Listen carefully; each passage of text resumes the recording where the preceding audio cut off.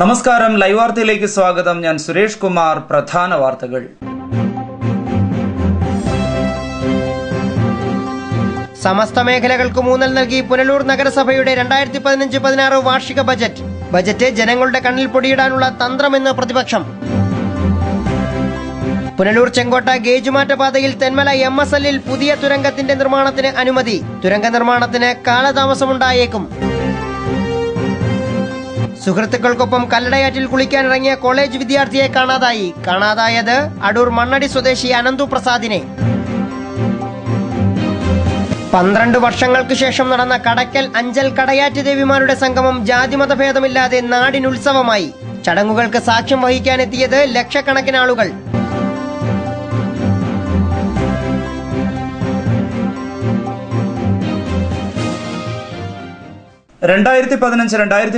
സാമ്പത്തിക വർഷത്തെ പുനലൂർ നഗരസഭയുടെ ബജറ്റ് അവതരിപ്പിച്ചു.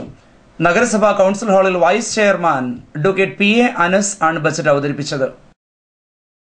പുനലൂർ നഗരസഭയുടെ 44ാമത് ബജറ്റും LDF ഭരണസമിതിയുടെ 5ാമത് ബജറ്റുമാണ് അവതരിപ്പിക്കപ്പെട്ടത്. 2014-15 വർഷത്തെ പുതുക്കിയ ബജറ്റും 2015-16 വർഷത്തെ ബജറ്റ് എസ്റ്റിമേറ്റുകളുമാണ് ബജറ്റ് റിപ്പോർട്ടിൽ ഉൾപ്പെടുത്തിയിരുന്നത്. 51,18,1370 രൂപ വരവും 45,03,23,000 രൂപ ചെലവും 6,14,78,370 രൂപ മിച്ചവും പ്രതീക്ഷിക്കുന്ന ബജറ്റാണ് അവതരിപ്പിച്ചത്. ബജറ്റ് യോഗത്തിന് നഗരസഭാ സെക്രട്ടറി AS നൈസാം സ്വാഗതം പറഞ്ഞു. നഗരസഭാ ചെയർപേഴ്സൺ രാധാമണി വിജയാനന്ദ് ആമുഖ പ്രഭാഷണം നടത്തി. കേരളത്തിലെ മുഴുവൻ തദ്ദേശ സ്വയംഭരണ സ്ഥാപനങ്ങളിലും നിലവിൽ വന്ന ഡബിൾ എൻട്രി സംവിധാനത്തിന്റെ അടിസ്ഥാനത്തിൽ പഴയ സമ്പ്രദായത്തിൽ നിന്നും കാതലായ മാറ്റങ്ങൾ വരുത്തി പുതിയ സംവിധാനത്തിലാണ് ഈ ബഡ്ജറ്റിന് രൂപം നൽകിയിരിക്കുന്നത്. ഇടതുപക്ഷ ജനാധിപത്യ മുന്നണിയുടെ നേതൃത്വത്തിൽ കഴിഞ്ഞ 4 വർഷം അധികാരത്തിലിരുന്ന ഈ കൗൺസിൽ പുനലൂർ നഗരസഭയുടെ സർവതോന്മുഖമായ പുരോഗതി മാത്രം ലക്ഷ്യം വെച്ച് ധാരാളം വികസന പ്രവർത്തനങ്ങൾ നടത്തിയിട്ടുണ്ട്. തുടർന്ന് വൈസ് ചെയർമാൻ ബജറ്റ് അവതരിപ്പിച്ചു. ലോകത്തിൽ എവിടെയിരിക്കുന്ന ഒരാൾ ആ കോഡുകൾ ഉപയോഗിച്ച് ആ പുനലൂർ മുനിസിപ്പാലിറ്റിയുടെ ബഡ്ജറ്റ് എന്തൊക്കെയാണെന്ന് മനസ്സിലാക്കാൻ ഇതിലൂടെ കഴിയും. കൂടാതെ തന്നെ എന്ന് പറഞ്ഞു കഴിഞ്ഞാൽ കേന്ദ്ര ഗവൺമെന്റിന്റെയും അതുപോലെ തന്നെ ഇന്റർനാഷണൽ ഏജൻസികളുടെയും ഫണ്ടുകൾ ലഭ്യമാക്കുന്നതിനും നമുക്ക് ഇത്തരത്തിലുള്ള ഡബിൾ എൻട്രി സിസ്റ്റം അനിവാര്യമാണ്. അതിന്റെ അടിസ്ഥാനത്തിലാണ് പുതിയ സംവിധാനത്തിലാണ് ഈ ബഡ്ജറ്റ് ഇവിടെ തയ്യാറാക്കിയിരിക്കുന്നത്. കുറച്ച് സമയം മാത്രമാണ് എന്റെ മുന്നിൽ ഉണ്ടായിരുന്നത്. തികച്ചും വളരെ സത്യസന്ധതയോടും ആത്മാർത്ഥതയോടും ഇത് പൂർണ്ണതയിൽ എത്തിക്കാൻ വേണ്ടിയുള്ള പരിശ്രമങ്ങൾ നടത്തിയിട്ടുണ്ട്. ബജറ്റിന്മേലുള്ള ചർച്ച 26-ന് രാവിലെ 11 മണിക്ക് കൌൺസിൽ ഹാളിൽ നടക്കും. ലൈവ് വാർത്ത, പുനലൂർ. സമസ്ത മേഖലകൾക്ക് ഊന്നൽ നൽകി പുനലൂർ നഗരസഭയുടെ 2015-16 സാമ്പത്തിക വർഷത്തെ ബജറ്റ് 51,18,01,370 രൂപ വരവും 45,03,23,000 രൂപ ചെലവും പ്രതീക്ഷിക്കുന്നതാണ് ഈ വർഷത്തെ ബജറ്റ്. ചരിത്ര സ്മാരകങ്ങളുടെ പ്രസിദ്ധമായ കല്ലടയാറിന്റെ തീരത്ത് സ്ഥിതി ചെയ്യുന്ന പുനലൂർ നഗരസഭയുടെ 44ാമത് ബജറ്റും ഈ ഭരണസമിതിയുടെ 5ാമത് ബജറ്റുമാണ് vice chairman advocate PA Anas അവതരിപ്പിക്കുന്നത്. കല്ലടയാറിന്റെ പാട്ടും മുല്ലപ്പൂ മണവും ഉണ്ടെങ്കിലും അല്ലലിൻ തറവാട് തന്നെ എന്നുമെൻ ഗ്രാമം എന്ന കവി പുനലൂർ ബാലന്റെ വരികളെ ഉദ്ധരിച്ചാണ് വൈസ് ചെയർമാൻ ബജറ്റ് പ്രസംഗത്തിന് തുടക്കം കുറിച്ചത്. കല്ലടയാറും പാട്ടും മുല്ലപ്പൂവും ഉണ്ടെങ്കിലും അല്ലലിൻ തറവാട് തന്നെ എന്നുമെൻ ഗ്രാമം എന്ന പുനലൂരിനെ കുറിച്ച് കേരളത്തിന്റെ കവി പുനലൂർ ബാലൻ പാടിയിട്ട് 1/2 നൂറ്റാണ്ട് കഴിഞ്ഞു. റബ്ബർ ഉൾപ്പെടെയുള്ള കാർഷിക വിളകളുടെ സമൃദ്ധിയും പേപ്പർ മിൽ, പ്ലൈവുഡ് ഫാക്ടറികളിലെ തൊഴിലും മലയോര മേഖലയെ സമ്പന്നമാക്കിയപ്പോൾ കവി പാടിയ അല്ലൽ ഒരു പരിധിവരെ അകന്നു നിന്നിരുന്നു. എന്നാൽ വീണ്ടും കവിവരികളെ അന്വർത്ഥമാക്കി വികസന മേഖലയിൽ പുനലൂർ കൂപ്പുകുത്തുകയാണ്. ഇക്കാര്യം ബജറ്റിന്റെ തുടക്കത്തിൽ തന്നെ എടുത്തുകാട്ടുന്നു. റബ്ബർ ഉൾപ്പെടെയുള്ള കാർഷിക വിളകളുടെ സമൃദ്ധിയും പേപ്പർ മിൽ, പ്ലൈവുഡ് ഫാക്ടറികളുടെ തൊഴിലും ഈ മലയോര ഗ്രാമത്തെ സമ്പന്നമാക്കിയപ്പോൾ കവി പറഞ്ഞ അല്ലൽ ഒരു പരിധിവരെ വിട്ടുനിന്നിരുന്നു. എന്നാൽ ഇന്ന് സ്ഥിതി അത്ര മെച്ചമല്ല. ഫാക്ടറികൾ നിറച്ചതും റബ്ബറിന്റെ വിലകളും റെയിൽവേ സ്തംഭനവും ഒക്കെ കൂടി സാനുവിലെ ഈ ചെറുനഗരത്തെ വീർപ്പുമുട്ടിക്കുന്നു. മുൻ പ്രതാപത്തിലേക്ക് മടങ്ങിപ്പോകുവാനുതകുന്ന ബജറ്റാണ് ഇത്തവണത്തേതെന്നാണ് അവകാശവാദം. ബജറ്റിൽ തുക വകയിരുത്തിയിരിക്കുന്ന പ്രധാന പദ്ധതികൾ ഇങ്ങനെ: നഗരസഭാ റോഡുകളുടെ റീടാറിംഗിനും അറ്റകുറ്റപ്പണികൾക്കുമായി 60 ലക്ഷം, ഓടകളുടെ അറ്റകുറ്റപ്പണിക്കായി 10 ലക്ഷം, പ്ലാച്ചേരി ഡംപിംഗ് യാർഡിന്റെ അറ്റകുറ്റപ്പണികൾക്ക് 10 ലക്ഷം, സ്കൂളുകളുടെ പഠനോപകരണത്തിനും അറ്റകുറ്റപ്പണികൾക്കുമായി 8 ലക്ഷം, കലയനാട് മണിയാർ മാർക്കറ്റിന്റെ അറ്റകുറ്റപ്പണികൾക്കായി 15 ലക്ഷവും നീക്കിയിട്ടുണ്ട്. സ്റ്റേഡിയം നവീകരണം, കായിക പരിശീലനം, ആധുനിക ട്രാക്ക് നിർമ്മാണം എന്നിവയ്ക്കായി 5 ലക്ഷം രൂപയാണ് വകയിരുത്തിയിട്ടുള്ളത്. നഗരസഭാ ഷോപ്പിംഗ് കോംപ്ലക്സ് വിട്ടുകിട്ടിയ സ്ഥാപനങ്ങളുടെ അറ്റകുറ്റപ്പണി എന്നിവയ്ക്കായി 40 ലക്ഷം രൂപ വകയിരുത്തി. നഗരസഭ താലൂക്ക് ആശുപത്രിയുമായി ചേർന്ന് നടത്തുന്ന ഭക്ഷണ വിതരണ പദ്ധതിയായ പാഥേയം പദ്ധതിക്ക് 10 ലക്ഷം രൂപ നീക്കിവച്ചപ്പോൾ അയ്യങ്കാളി തൊഴിലുറപ്പ്, നീർത്തട പദ്ധതി, ആശ്രയ, വനിതാ സ്വയം തൊഴിൽ പരിശീലനം എന്നിവയ്ക്കായി 1 കോടി രൂപ നീക്കിവച്ചു. 35 വാർഡുകളിലെയും പച്ചക്കറി കൃഷി വ്യാപനത്തിനും നെൽകൃഷി, നാളികേര വികസനം, ഏത്തവാഴ കൃഷി എന്നിവയ്ക്കായി 10 ലക്ഷവും പട്ടികജാതി വികസനം, വീട്, വഞ്ചിമാനൂർ ഹൌസിംഗ് പദ്ധതി എന്നിവയ്ക്കായി 1 കോടി രൂപ ബജറ്റിൽ വകയിരുത്തി. മൃഗാശുപത്രിയുടെ പുതിയ മന്ദിര നിർമ്മാണത്തിനായി 15 ലക്ഷം രൂപയാണ് വകയിരുത്തിയിട്ടുള്ളത്. വിവിധ ഭവന പദ്ധതികൾക്കായി 75 ലക്ഷം രൂപയും മാലിന്യ സംസ്കരണത്തിനായി 15 ലക്ഷം രൂപയുമാണ് വകയിരുത്തിയിട്ടുള്ളത്. രോഗപ്രതിരോധ പ്രവർത്തനം, മെഡിക്കൽ ക്യാമ്പുകൾ, പാലിയേറ്റീവ് സംവിധാനം എന്നിവയ്ക്കായി 25 ലക്ഷം രൂപയും വകയിരുത്തി. തുടർ സാക്ഷരത, 10ാം തരം തുല്യതാ പഠനം, നിർധനർക്ക് നിയമസഹായം എന്നിവയ്ക്കായി 75,000 രൂപ വകയിരുത്തിയപ്പോൾ സമ്പൂർണ്ണ കായികക്ഷമത നഗര പദ്ധതിക്കായി 5 ലക്ഷം രൂപയാണ് മാറ്റിവെച്ചത്. വിദ്യാഭ്യാസ മേഖലകളുടെ പുരോഗതിക്കായി 10 ലക്ഷം രൂപ നീക്കിവച്ചു. ഹോമിയോ ഡിസ്പെൻസറി, തൈറോയിഡ് ക്ലിനിക്ക് എന്നിവയ്ക്ക് 5 ലക്ഷം രൂപയും കുടിവെള്ളക്ഷാമം, ടാങ്ക് നിർമ്മാണം എന്നിവയ്ക്കായി 10 ലക്ഷം രൂപയും മാറ്റി. അംഗൻവാടി വികസനത്തിനായി 15 ലക്ഷം രൂപ, ഹൈമാസ് ലൈറ്റ്, സൗരോർജ്ജ വിളക്കുകൾ എന്നിവ സ്ഥാപിക്കുന്നതിനായി 25 ലക്ഷം, റോഡുകൾക്ക് സംരക്ഷണ ഭിത്തി സ്ഥാപിക്കുന്നതിനുമായി 25 ലക്ഷം രൂപ വീതം മാറ്റി. കല്ലടയാറിന്റെ തീരത്ത് പാർക്ക് നിർമ്മിക്കുന്നതിനും ഹോമിയോ ആശുപത്രി നിർമ്മാണത്തിനുമായി 20 ലക്ഷം രൂപ വീതം നീക്കിവച്ചിട്ടുണ്ട്.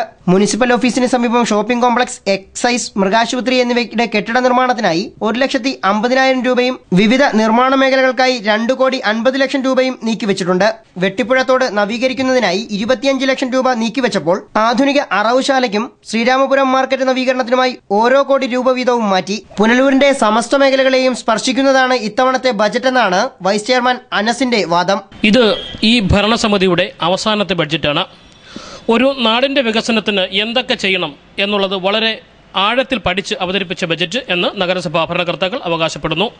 അടിസ്ഥാന മേഖലയിലും പശ്ചാത്തല മേഖലയിലും നിരവധി വികസന പ്രവർത്തനങ്ങൾ മുന്നോട്ട് വയ്ക്കുമ്പോൾ വിദ്യാഭ്യാസ മേഖലയിലും ആതുര സേവന രംഗത്തും നിരവധി ഫണ്ടുകൾ മാറ്റിവെച്ചുള്ള ബജറ്റാണ് അവതരിപ്പിച്ചിട്ടുള്ളത്.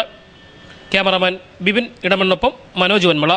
പുനലൂർ നഗരസഭയുടെ ബജറ്റ് ജനങ്ങളുടെ കണ്ണിൽ പൊടിയിടാനുള്ള തന്ത്രമെന്ന് UDF parliamentary party leader Abraham George.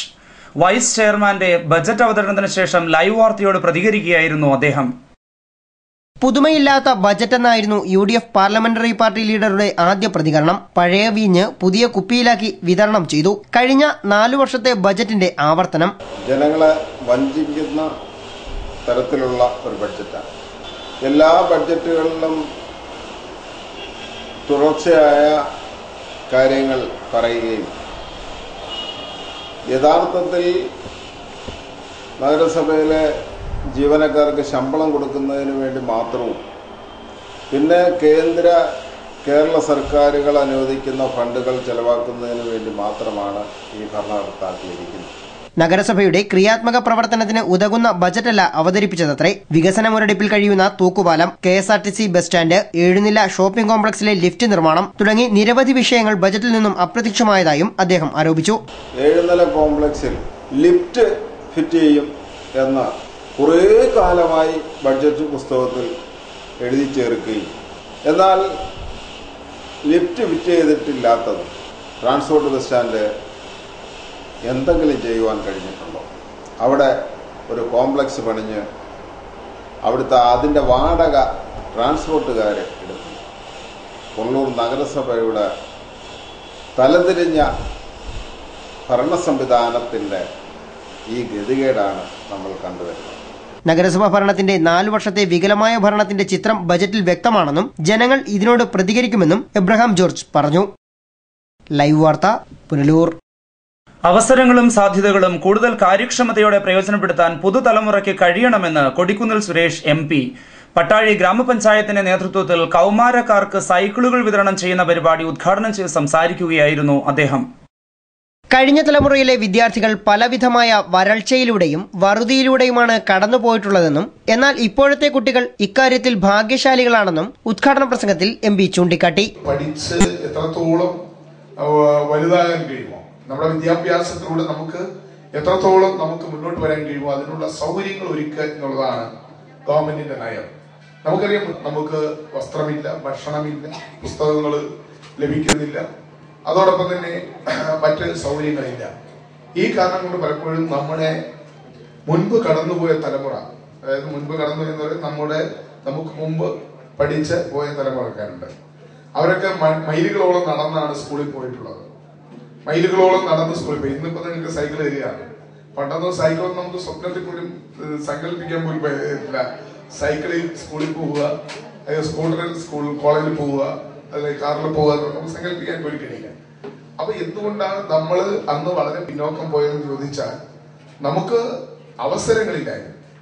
ഒന്ന്. രണ്ടാമത്തെ കാര്യം, നമുക്ക് നമ്മുടെ ജീവിത സാഹചര്യത്തിനനുസരിച്ച് മുന്നോട്ട് വരാൻ, ജീവിത സാഹചര്യത്തെ മാറ്റിയെടുക്കാനുള്ള സാഹചര്യങ്ങളില്ലായിരുന്നു. നമ്മള് വളരെ പാടുപെട്ട് അല്ലെങ്കിൽ പ്രയാസപ്പെട്ട് പട്ടിണി കിടന്ന് ആണ് നമ്മുടെ പട്ടികജാതി പട്ടികവർഗ വിഭാഗത്തിൽപ്പെട്ട 40-ൽ പരം വിദ്യാർത്ഥികൾക്കാണ് പട്ടാഴി ഗ്രാമപഞ്ചായത്ത് 2014-15 വാർഷിക പദ്ധതിയിൽ ഉൾപ്പെടുത്തി സൈക്കിളുകൾ വിതരണം ചെയ്തത്. പട്ടാഴി ഗ്രാമപഞ്ചായത്ത് പ്രസിഡന്റ് എസ് സുജാത പരിപാടിയിൽ അധ്യക്ഷത വഹിച്ചു. ഗ്രാമപഞ്ചായത്ത് vice president Elizabeth Vinod, block panchayat അംഗങ്ങളായ ബിനു അമ്പഴവേലി, ജി രാധാമോഹനൻ, ആരോഗ്യ വിദ്യാഭ്യാസ standing committee chairman AR Basheer, ഗ്രാമപഞ്ചായത്ത് അംഗങ്ങൾ, സെക്രട്ടറി ജി രാജ്കുമാർ എന്നിവർ സംസാരിച്ചു.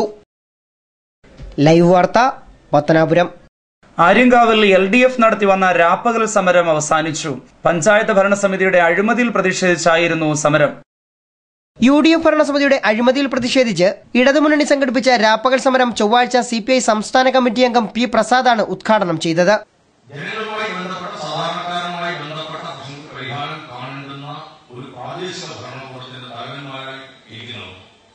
അങ്ങനെ ചെയ്യാതെ ഇതെല്ലാം അഴിമതിയെ ഉയർത്തിക്കൊണ്ടുവരുന്നതിനും അഴിമതിയെ വളർത്തിക്കൊണ്ടുവരുന്നതിനും സ്വന്തം കാര്യസാധ്യത്തിനും വേണ്ടിയിട്ട് ഈ കാര്യങ്ങളെല്ലാം ഉപയോഗിക്കുന്നു ചെയ്യുമ്പോഴാണ് രോഷവും ആമർഷവും ഉണ്ടാകുന്നത്. ആ രോഷത്തിന്റെയും ആമർഷത്തിന്റെയും പ്രതിഫലനമാണ് രാപ്പകൽ സമരത്തിന്റെ സമാപന ദിവസമായ ബുധനാഴ്ച ഇടതുമുന്നണിയുടെ നിരവധി നേതാക്കളാണ് ആര്യങ്കാവിലെത്തി സമരത്തെ അഭിസംബോധന ചെയ്ത് സംസാരിച്ചത്. സംസ്ഥാനം ഭരിക്കുന്ന UDF ഗവൺമെന്റിന്റെ കെടുകാര്യസ്ഥത പഞ്ചായത്ത് തലത്തിലും അലയടിക്കുന്നതായി സംസ്ഥാന നേതാക്കൾ ഉൾപ്പെടെ സമരത്തെ അഭിവാദ്യം ചെയ്ത നേതാക്കളെല്ലാം ഒരേ സ്വരത്തിൽ ആരോപിച്ചു. സമാപന സമ്മേളനത്തിൽ LDF നേതാക്കളായ S Jayamohan, MA Rajagopal, Anil മോനേരൂർ, R Sajilal എന്നിവർ സംസാരിച്ചു. ലൈവ് വാർത്ത, തെന്മല. കല്ലടയാറ്റിൽ സുഹൃത്തുക്കളോടൊപ്പം കുളിക്കാനിറങ്ങിയ കോളേജ് വിദ്യാർത്ഥിയെ കാണാതായി. അടൂർ മണ്ണടി പള്ളിക്കഴികത്ത് വീട്ടിൽ അനന്തു പ്രസാദിനെയാണ് കാണാതായത്. ബുധനാഴ്ച രാവിലെ 11:30യോടെ സുഹൃത്തുക്കൾക്കൊപ്പം പട്ടാഴി കടുവാത്തോട് കാവേറ്റുകടവിലാണ് അനന്തു പ്രസാദ് കുളിക്കാനിറങ്ങിയത്. കടവിന് അക്കരയ്ക്ക് നീന്തുന്നതിനിടെ അനന്തു മണൽക്കയത്തിൽ അകപ്പെടുകയായിരുന്നു അത്രേ. ഒപ്പമുണ്ടായിരുന്ന സഹപാഠികൾ ബഹളം വെച്ചതോടെ നാട്ടുകാർ ഓടിക്കൂടി തിരച്ചിൽ ആരംഭിച്ചിരുന്നു. തുടർന്ന് പുനലൂർ, കൊട്ടാരക്കര എന്നിവിടങ്ങളിൽ നിന്നെത്തിയ ഫയർഫോഴ്സ് സംഘവും തിരച്ചിൽ നടത്തിവരികയാണ്. കൈതപ്പറമ്പ് KVVS കോളേജിലെ 1ാം വർഷ BSc കമ്പ്യൂട്ടർ സയൻസ് വിദ്യാർത്ഥിയാണ് അനന്തു പ്രസാദ്. ലൈവ് വാർത്ത, പത്തനാപുരം. പുനലൂർ ചെങ്കോട്ട ഗേജ് മാറ്റത്തിന്റെ ഭാഗമായി ഇടമൺ കഴുതുരുട്ടി റീച്ചിൽ പുതിയ തുരങ്കത്തിന് റെയിൽവേയുടെ ഭരണാനുമതി. തെന്മല MSL ഭാഗത്താവും പുതിയ തുരങ്കം നിർമ്മിക്കുക. ഗേജുമാറ്റ നടപടികൾ ആരംഭിച്ചപ്പോൾ തന്നെ പുതിയ തുരങ്കത്തിനു വേണ്ടി റെയിൽവേ അധികൃതർ അനുമതി തേടിയിരുന്നു. എന്നാൽ ഏറെ വൈകിയാണ് ഇപ്പോൾ അനുമതി ലഭിച്ചിരിക്കുന്നത്. 12 ഡിഗ്രി വളവിൽ നേരത്തെ മീറ്റർ ഗേജ് ട്രെയിൻ ഓടിച്ചിരുന്നത് ബ്രോഡ് ഗേജ് ട്രെയിൻ ഓടിക്കാൻ വളവ് 8 ഡിഗ്രി ആക്കണം എന്ന ചൂണ്ടിക്കാട്ടിയാണ് പുതിയ തുരങ്കത്തിനായി അനുമതി തേടിയത്. 40 കോടി രൂപയാണ് തുരങ്കത്തിനായി നീക്കിവച്ചിരിക്കുന്നത്. 40 കോടി രൂപയാണ് തുരങ്കത്തിന്റെ നിർമ്മാണത്തിനായി നീക്കിവച്ചിരിക്കുന്നത്. നിർമ്മാണത്തിലിരിക്കുന്ന തുരങ്കങ്ങളുടെ വീതി കൂട്ടുന്ന നിർമ്മാണ പ്രവർത്തനങ്ങൾ പോലും പൂർത്തിയാക്കാൻ കഴിയാത്ത സാഹചര്യത്തിൽ പുതിയ തുരങ്കത്തിന്റെ നിർമ്മാണത്തിന് ഏറെ കാലതാമസമുണ്ടാകുമെന്നാണ് സൂചന. തുരങ്കത്തിന്റെ നിർമ്മാണത്തിന്റെ ടെൻഡർ നടപടികൾ ഉടൻ ആരംഭിക്കും. മധുരയിലുള്ള KRS കമ്പനിക്കാണ് നിലവിൽ റീച്ചിലെ നിർമ്മാണ കരാർ. ഇക്കഴിഞ്ഞ റെയിൽവേ ബഡ്ജറ്റിൽ 85 കോടി രൂപ അനുവദിച്ചിരുന്നെങ്കിലും പുതിയ തുരങ്കം ഉൾപ്പെടെയുള്ള പണികൾ പൂർത്തിയാക്കാൻ ഫണ്ട് കൂടുതൽ വേണ്ടിവരുമെന്നാണ് അറിയുന്നത്. ലൈവ് വാർത്ത, തെന്മല. ഇനി ഉത്സവ കാഴ്ചകൾ.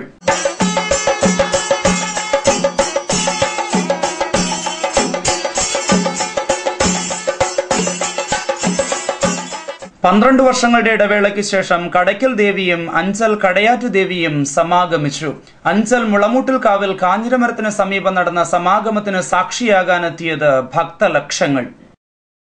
തിരുമുടി എഴുന്നള്ളത്ത് ചടങ്ങുകൾക്ക് സാക്ഷ്യം വഹിക്കാൻ കടക്കൽ ദേശം മുഴുവൻ ഒരേ മനസ്സോടെ അഞ്ചൽ ദേശത്തേക്ക് ഒഴുകിയെത്തുകയായിരുന്നു. കടക്കലമ്മയുടെ തിരുവെഴുന്നള്ളത്തിന് അകമ്പടി സേവിക്കുവാൻ കരക്കാരെല്ലാം ബുധനാഴ്ച പുലർച്ചെ തന്നെ ക്ഷേത്ര മൈതാനിയിലെത്തി. മുടിപ്പുരയിൽ നിന്നും തിരുമുടി എഴുന്നള്ളിച്ച് ദേവീക്ഷേത്രത്തെ വലം വെച്ച് 7:30 അഞ്ചലിലേക്ക് തിരിച്ചു. തിരുമുടിക്ക് കാവലായി അശ്വാരൂഢ സേനയും നിയന്ത്രണ വലയം തീർത്ത് സുരക്ഷാ കമ്മിറ്റിയും അകമ്പടി സേവിച്ചു. കടൽവെള്ളം തളിച്ച് ശുദ്ധീകരിച്ച് പൂവിരിച്ച പാതയിലൂടെയായിരുന്നു മുടിയെഴുന്നള്ളത്ത്.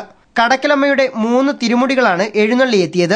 1,00,000-ഓളം ഭക്തരാണ് നഗ്നപാതരായി ഒരേ മനസ്സോടെ പ്രാർത്ഥനാപൂർവ്വം തിരുമുടിക്ക് അകമ്പടിയായത്.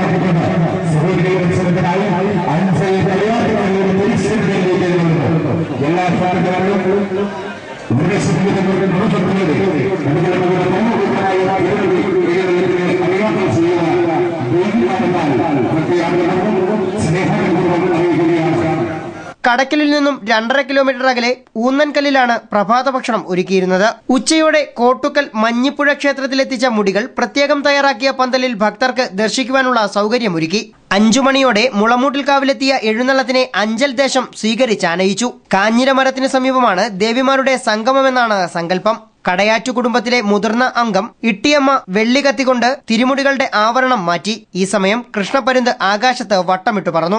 ഉച്ച മുതൽ തന്നെ ഭക്തസഹസ്രങ്ങളെ കൊണ്ട് പ്രദേശം തിങ്ങി നിറഞ്ഞിരുന്നു. തുടർന്ന് ചെറുവിമാനത്തിൽ പുഷ്പവൃഷ്ടിയോടെയാണ് തിരുമുടികൾ കടയാറ്റമ്മയുടെ സന്നിധിയിലേക്ക് പരമ്പരാഗത പാതയിലൂടെ ആനയിച്ചത്. ക്ഷേത്രത്തിൽ പ്രത്യേകം തയ്യാറാക്കിയ പച്ചോലപ്പന്തലിലെ പീഠങ്ങളിൽ തിരുമുടികളും വാളും ചിലമ്പുമിറക്കി പ്രത്യേക പൂജകൾ നടത്തി. വൻ ഭക്തജന തിരക്കാണ് ക്ഷേത്രത്തിൽ അനുഭവപ്പെട്ടത്. എഴുന്നള്ളിയെത്തിയ മുടിയെ സ്വീകരിച്ചാനയിക്കാനും അഞ്ചൽ ദേശത്ത് വൻ ജനാവലിയാണ് ഒത്തുകൂടിയത്. തിരുമുടി എഴുന്നള്ളത്തിന്റെ ഭാഗമായി വൈകിട്ട് ആധ്യാത്മിക സമ്മേളനവും കളമെഴുത്തുപാട്ടും പ്രത്യേക വെടിക്കെട്ടും നടന്നു. വ്യാഴാഴ്ച ഉച്ചതിരിഞ്ഞു 3 മണിയോടെ തിരുമുടികൾ ഏറം വയലിൽ തൃക്കോവിൽ ക്ഷേത്രത്തിലേക്കും പനയഞ്ചേരി ശ്രീധർമ്മശാസ്താ ക്ഷേത്രത്തിലേക്കും എഴുന്നള്ളിക്കും. രാത്രി തിരികെ കളരി ക്ഷേത്രത്തിലെത്തുന്ന തിരുമുടി പിറ്റേ ദിവസം പുലർച്ചെ കടക്കിലേക്ക് തിരിച്ചെഴുന്നള്ളിക്കും. ദേവിമാരുടെ പുനഃസമാഗമത്തിന് 12 വർഷം കാത്തിരിക്കണമെന്ന ദുഃഖത്തോടെ വിടവാങ്ങുന്നതിനാൽ മടക്കയാത്രയിൽ ആളും ആരവങ്ങളും ഉണ്ടാകില്ല. ജാതിമത ഭേദമന്യേയുള്ള തിരുമുടി എഴുന്നള്ളത്ത് 2 ദേശങ്ങളുടെ സാംസ്കാരിക സംഗമമായും കണക്കാക്കപ്പെടുന്നു. ലൈവ് വാർത്ത അഞ്ചൽ. തിരുമുടി എഴുന്നള്ളത്തിന്റെ പ്രസക്ത ഭാഗങ്ങൾ വ്യാഴാഴ്ച രാത്രി 7 മണിക്ക് ചാനൽ ലൈവിൽ സംപ്രേഷണം ചെയ്യും. ഐതിഹ്യ പെരുമ കൊണ്ട് പ്രശസ്തിയാർജിച്ച പിറവന്തൂർ ശാസ്താംപടിക്കൽ ശിവപാർവതി ക്ഷേത്രത്തിലെ മീനത്തിരുവാതിര മഹോത്സവത്തിന്റെ ഭാഗമായി നാരങ്ങ വിളക്ക് നടന്നു. Retired deputy collector Yamuna Raveendran ഭദ്രദീപം കൊളുത്തി.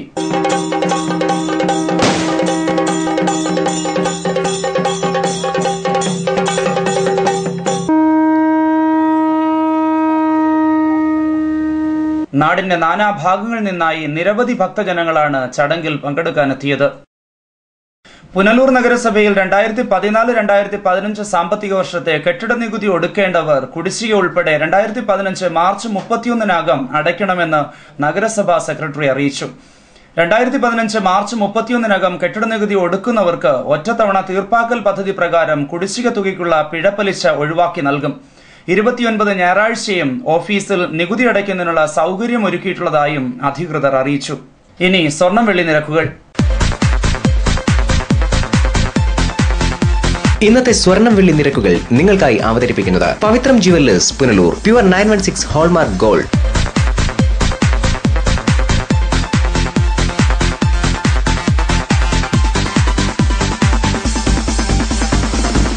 ഇന്നത്തെ സ്വർണം വെള്ളി നിരക്കുകൾ നിങ്ങൾക്കായി അവതരിപ്പിച്ചത് Pavithram jewellers Punalur. Pure 916 hallmark gold. പ്രധാന വാർത്തകൾ ഒരിക്കൽ കൂടി. സമസ്ത മേഖലകൾക്ക് ഊന്നൽ നൽകി പുനലൂർ നഗരസഭയുടെ 2015-16 വാർഷിക ബജറ്റ്. ബജറ്റ് ജനങ്ങളുടെ കണ്ണിൽ പൊടിയിടാനുള്ള തന്ത്രമെന്ന് പ്രതിപക്ഷം. പുനലൂർ ചെങ്കോട്ട ഗേജുമാറ്റ പാതയിൽ തെന്മല MSL-ൽ പുതിയ തുരങ്കത്തിന്റെ നിർമ്മാണത്തിന് അനുമതി. തുരങ്ക നിർമ്മാണത്തിന് കാലതാമസമുണ്ടായേക്കും. സുഹൃത്തുക്കൾക്കൊപ്പം കല്ലടയാറ്റിൽ കുളിക്കാനിറങ്ങിയ കോളേജ് വിദ്യാർത്ഥിയെ കാണാതായി. കാണാതായത് അടൂർ മണ്ണടി സ്വദേശി അനന്തു പ്രസാദിനെ. 12 വർഷങ്ങൾക്ക് ശേഷം നടന്ന കടക്കൽ അഞ്ചൽ കടയാറ്റ് ദേവിമാരുടെ സംഗമം ജാതിമതഭേദമില്ലാതെ നാടിനുത്സവമായി. ചടങ്ങുകൾക്ക് സാക്ഷ്യം വഹിക്കാനെത്തിയത് ലക്ഷക്കണക്കിന് ആളുകൾ.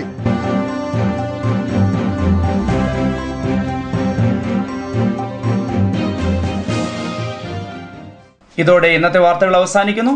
കൂടുതൽ വാർത്തകൾക്കും വിശേഷങ്ങൾക്കും ഞങ്ങളുടെ വെബ്സൈറ്റ് www.livevarta.com സന്ദർശിക്കുക. നമസ്കാരം.